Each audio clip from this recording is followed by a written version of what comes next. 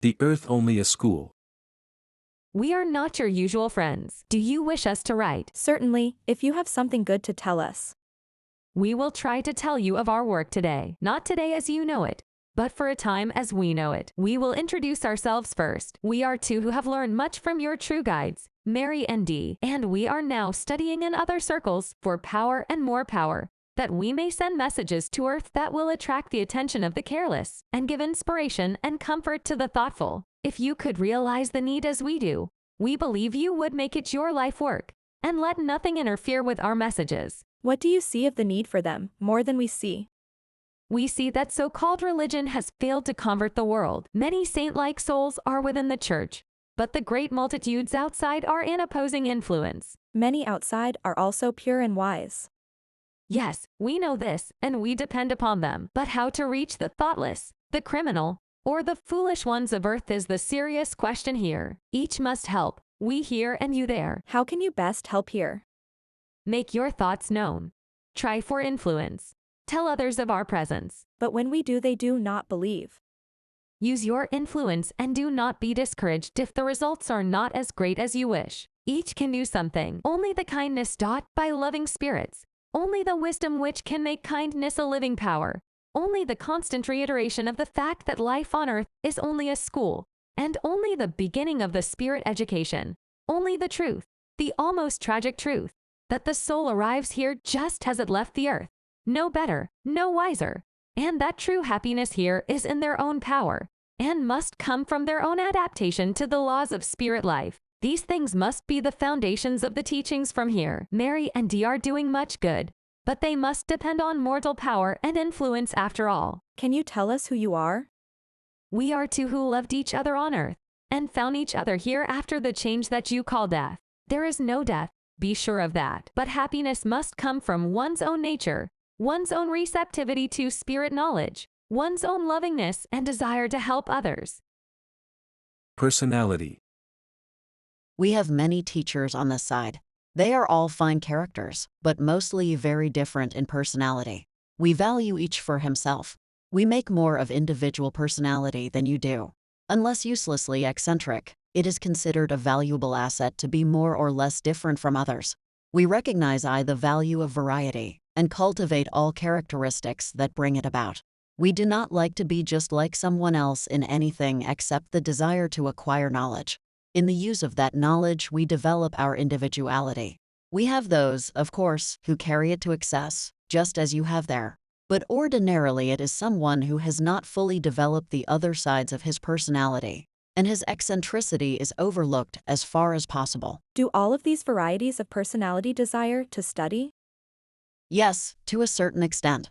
The kind of knowledge one seeks shows the trend of character, and the use of the knowledge acquired develops it. Personality is the greatest fact in the universe. We here believe so thoroughly that man is the final achievement in the universal plan, that we recognize at once that the most perfect man would be the highest achievement. And the most perfect man is the one who best succeeds in filling his appointed niche. Which means the one who makes the best use of his talents he possesses. If all were given the same talents, all would achieve the same perfection if they were successful. And we know that such a condition would not be satisfactory. But where there are different perfections, different personalities, we have a variety that is endlessly satisfying.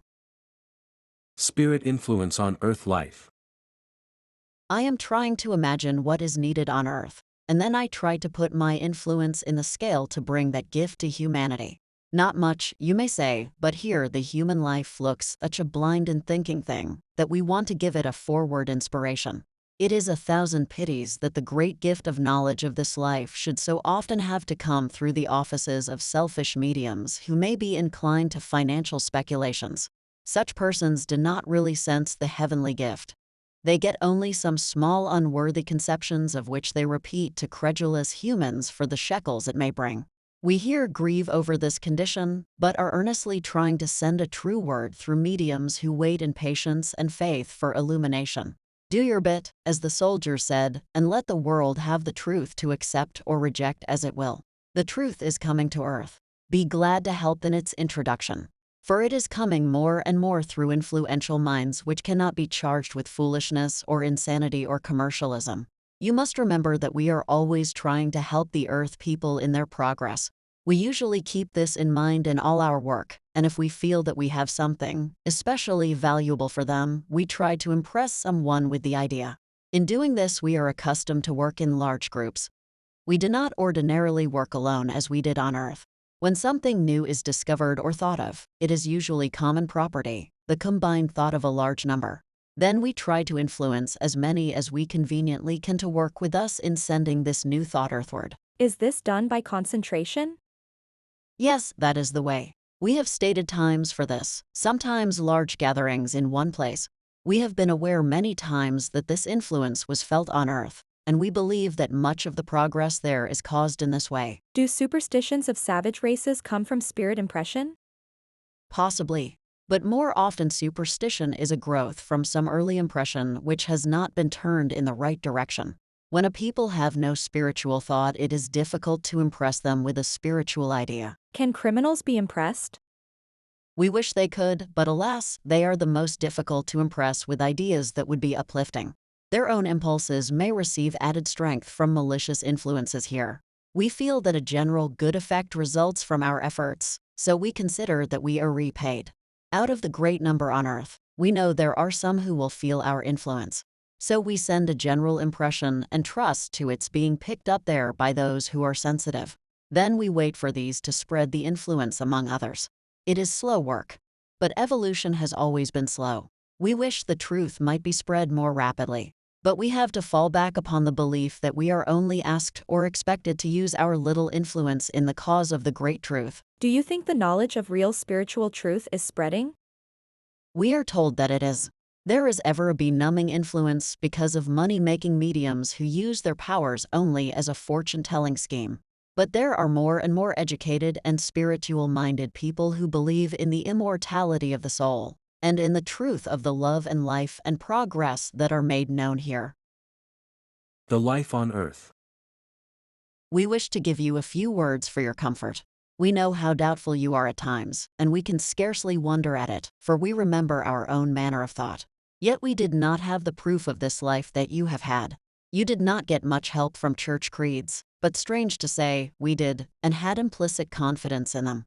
But now we see how man-made many of them were. You need not follow the creeds, as indeed you know yourself. The example of Christ's life is to us the perfection of religious teaching. And one following it is safe from any harm of doctrine. I suppose your thoughts do not dwell much on this life? No, except that it is the birthplace of the individual soul. In this respect it becomes of wonderful importance. But the physical part of it has little enough to do with spirit. But the physical was all created by spirit, was it not?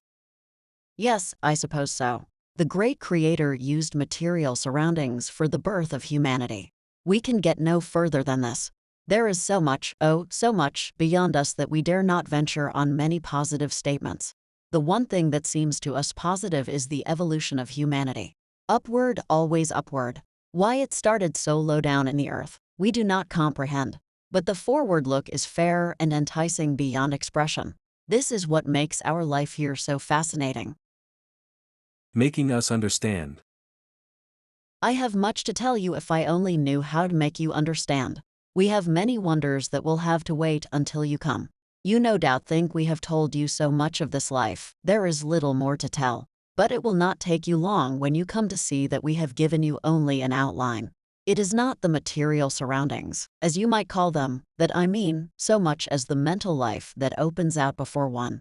It is a strange condition, if you will stop and think, to be where you have what might be called a mental existence only. It is by the mind that everything is done. And to do all that concerns life by just using the mind is a new sensation, and to most people, a new idea. We make ourselves just what our minds are capable of desiring that we should be. The reality of spirit land. We are not Mary or Dee, just spirits passing by who cart your call from earth. Are you in spirit land? Yes, in our spirit homeland. Have you land? Not as you perceive land. It is difficult to make the mortal mind comprehend the solidity and permanence of unseen forces and unseen materials. We have homes and meeting place, but all formed from the invisible material. Invisible, we mean, to mortal eyes. Cultivate your spirit impressions. Know that heaven is truly here, whether visible or not to mortal eyes. You there live by unseen forces. Your body could never serve you but for the unseen force of life. Eyes, ears, limbs, even thought, all play upon the wonderful instrument you call body. Do not forget that this mechanism of the body may be as perfect after that which you call death as during life. Though all that fine mechanism is without power, because the unseen force called life has withdrawn itself, but it goes on functioning in a new body, and with far greater ease and power than before. Try for perfect faith and belief. We are here, truly. Heaven is here, surely. 2 visitors.